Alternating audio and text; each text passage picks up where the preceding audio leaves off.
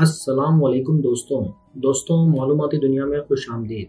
دوستوں آج ہم اس ویڈیو میں بات کریں گے حضرت علی رضی اللہ تعالیٰ عنہ کی زندگی سے متعلق کچھ چھوٹے چھوٹے خوبصورت واقعات آپ کو بیان کریں گے، اور اس کے ساتھ یہ دعا بھی کرتے ہیں کہ اگر خدا نہ خواستہ ہم سے کچھ غلط کوٹ ہو جائے یا ہم کچھ غلط بول دیں تو اللہ ہماری اس غلطی پر ہم کو معاف فرمائے، آمین۔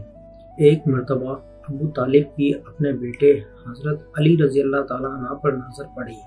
دیکھا کہ وہ نبی صلی اللہ علیہ وآلہ وسلم کے پیچھے پوشیدہ طور پر نماز پڑھ رہا ہے۔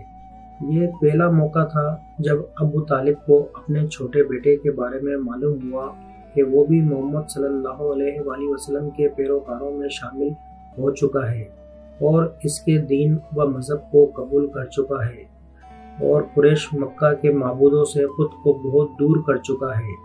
جب لڑکے نے نماز پوری کر لی تو اپنے والد کی جانب پامردی اور استقلال کے ساتھ متوجہ ہوا اور بلا تامل پکار کر کہنے لگا، ابا جان، میں اللہ اور اس کے رسول صلی اللہ علیہ وآلہ وسلم پر ایمان لے آیا ہوں، اور میں نے حضرت صلی اللہ علیہ وآلہ وسلم کے لائے ہوئے دین کی تصدیق اور اتباع کی ہے۔